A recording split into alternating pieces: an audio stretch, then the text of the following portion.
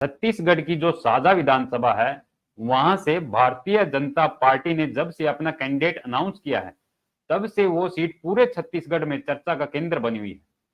वहां से भारतीय जनता पार्टी ने कांग्रेस के 7 बार के विधायक, कद्दावर नेता, कृषि मंत्री के सामने एक गरीब गांव से आने वाले व्यक्ति को अपना कैंडिडेट बनाया है। भारतीय जनता पार्टी ने किसे अपना कैंडिडेट बनाया, क्या कारण रहे, इस पर हम बात करेंगे। सबसे पहले हम पाटन विधानसभा क्षेत्र की बात कर लेते हैं। पाटन विधानसभा, जहां से भूपेश बघेल चुनाव मैदान में है, वो एक दिलचस्प सीट हो चली है, क्योंकि वहां से अमित जोगी, जो कि पूर्व मुख्यमंत्री अजीत जोगी जी के सुपुत्र हैं, उन्होंने नामांकन दाखिल किया है। और जब से उन्होंने नामांकन किया, तब से बताया जा रहा है कि वहां पर मुकाबला त्रिकोणीय हो चला है।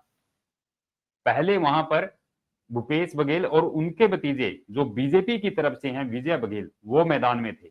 लेकिन अब जब से अमित जोगी मैदान में आए हैं, वो सीट भी एक दिलचस्प हो चली है। अमित जोगी जी ने नामांकन करने के बाद कहा कि ये चुनाव भूपेश नहीं, भ्रष्टाचार के खिलाफ है। और इसके बावजूद अमित जोगी जी ने कहा कि मेरे पास 2 ऐसी सेफ सीट थी जहां से मैं चुनाव लड़ता और जीत भी जाता, लेकिन मैं पाटन विधानसभा क्षेत्र में आया, जो कि मुख्यमंत्री का विधानसभा क्षेत्र है। मैं इसलिए चुनाव लड़ रहा हूं क्योंकि राज्य में जो पीड़ित लोग हैं, मैं उनको न्याय दिलाना चाहता हूं। अभी तक जो पाटन में होता आया है, एक परिवार का ही राज रहा है। चाचा भतीजे की सेटिंग यहाँ पर है, कभी चाचा विधायक तो कभी भतीजे। अमित जोगी जी के पाटन विधानसभा क्षेत्र से मैदान में आने के बाद चुनावी वोल्टेज बढ़ने की संभावना बढ़ गई है और इसी सीट से चुनाव जीतकर भूपेश बघेल मुख्यमंत्री बने। फिर वे इस सीट से चुनाव मैदान में हैं। उधर भाजपा ने अपने दुर्ग सांसद विजय बघेल को मैदान में उतारा है। विजय बघेल रिश्ते में भूपेश बघेल के भतीजे हैं। भूपेश और विजय इससे पहले 3 बार पाटन के रण में आमने सामने हो चुके हैं। इससे अब तक पलड़ा भूपेश बघेल का बारी रहा है, लेकिन इस बार अमित जोगी के मैदान में आने के बाद मुकाबला त्रिकोणीय हो चला है। पाटन की पूर्व में क्या स्थिति रही, 2003 में भूपेश बघेल और विजय बघेल का जब सामना हुआ तो उसमें भूपेश बघेल विजयी रहे।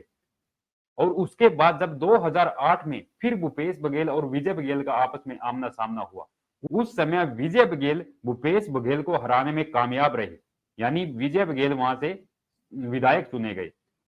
उसके बाद 2013 में फिर भूपेश बघेल यहां से जीते, 2018 में फिर भूपेश बघेल यहां से जीते, लेकिन 2018 में विजय बघेल को बीजेपी ने यहां से टिकट नहीं दिया। उसकी जगह पर मोतीलाल साहू वहां से मैदान में थे। तो अब देखना होगा कि मुकाबला कितना दिलचस्प है, क्योंकि यहां पर विजय बघेल और भूपेश बघेल का आमना सामना होता है, लेकिन अब अमित जोगी का भी अपना एक कद है, तो मुकाबला त्रिकोणीय यहां पर हो चला है।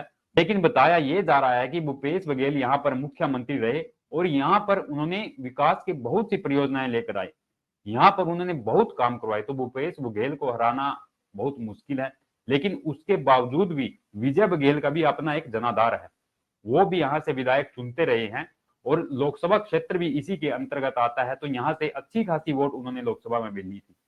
तो देखना होगा कि एक दिलचस्प मुकाबला है। उसके बाद हम बात करते हैं साजा विधानसभा क्षेत्र की। साजा विधानसभा क्षेत्र, जहां से भारतीय जनता पार्टी ने एक गरीब गांव से आने वाले ओबीसी कम्युनिटी के ईश्वर साहू को मैदान में उतारा है। और किसके सामने? कांग्रेस के रविंद्र चौबे के सामने। एक कद्दावर नेता कांग्रेस के हैं, जो कृषि मंत्री रहे, 7 बार के विधायक हैं। भारतीय जनता पार्टी ने ईश्वर साहू कौन है और उनको मैदान में क्यों उतारा? दरअसल भारतीय जनता पार्टी के कैंडिडेट ईश्वर साहू, जो कि भुवनेश्वर साहू के पिता हैं। भुवनेश्वर साहू वही हैं जिनकी पिछले दिनों ही एक विशेष समुदाय के लोगों के द्वारा हत्या कर दी गई थी। कारण क्या थे? बताया जाता है कि जो ईश्वर साहू का गांव है बीरनपुर, वहां पर 2 समुदायों में आपस में झगड़ा होता है। झगड़ा कहां से शुरू होता है? बताया जाता है कि 2 छात्र जब स्कूल से आ रहे होते हैं तो उनकी आपस में लड़ाई हो जाती है। 2 बच्चों की लड़ाई जब परिवार तक पहुंचती है तो एक परिवार दूसरे परिवार के पास शिकायत लेकर जाता है। तो वो झगड़ा कम ना होने की बजाय एक विकराल रूप धारण कर लेता है और वो 2 परिवारों की लड़ाई न रहकर 2 समुदायों की बन जाती है, क्योंकि वो दोनों छात्र अलग अलग समुदायों के थे। वहां पर एक हिंसक झड़प आपस में होती है और एक विशेष समुदाय के लोगों के द्वारा भुवनेश्वर साहू की उसमें हत्या कर दी जाती है। लेकिन क्या ये लड़ाई सिर्फ 2 बच्चों की वजह से हुई? बताया जाता है कि कहानी एक और है। से 2-3 महीने पहले ही उस विशेष समुदाय के एक लड़के के द्वारा साहू समाज की एक लड़की से शादी की जाती है। बताया जाता है कि ये लव जिहाद का मामला था। जब उस लड़की को समझाया जाता है साहू समाज के द्वारा, लेकिन वो लड़की नहीं मानती और वो उसी लड़के से शादी कर लेती है। इसके बाद से ही दोनों समुदायों में आपस में तनाव बढ़ने लगा था और जब इसके 2-3 महीने बाद इन दो बच्चों की लड़ाई आपस में होती है, तो वो तनाव जो 2-3 महीनों से था, वो एक गुब्बारा बनकर फूटता है और उसमें हिंसक झड़पें होती हैं। उसमें भुवनेश्वर साहू की जान चली जाती है। उसके बाद से ही भुवनेश्वर साहू का परिवार और साहू समाज सरकार से यही मांग कर रहा था कि जो भी इसके दोषी हैं उनको कड़ी से कड़ी सजा दी जाए। है कि तब भूपेश बघेल की सरकार ने ईश्वर साहू के परिवार को एक नौकरी और 10 लाख रुपए भी देने चाहे, लेकिन ईश्वर साहू ने वो लेने से इनकार कर दिया। उन्होंने कहा कि उनको न्याय चाहिए, इन्होंने भी उनके बेटे की हत्या की है, उन पर कड़ी से कड़ी कार्रवाई हो। इसके बाद ये मामला चलता गया और फिर भारतीय जनता पार्टी ने उसी भुवनेश्वर साहू के पिता को, भुवनेश्वर साहू के पिता ईश्वर साहू को अपना कैंडिडेट बनाया। दरअसल ईश्वर साहू का कोई राजनीतिक बैकग्राउंड नहीं है और ओबीसी समाज से आते हैं, बिल्कुल गरीब ग्रामीण परिवार से हैं। तो क्या वो 7 बार के विधायक, एक कद्दावर नेता जो कांग्रेस के हैं, उनका मुकाबला कर पाएंगे? क्योंकि धन बल का भी एक अपना विशेष स्थान होता है भारतीय चुनावों में। तो ईश्वर साहू देखना होगा। बताया जाता है कि एक कड़ा मुकाबला वहां पर होने वाला है।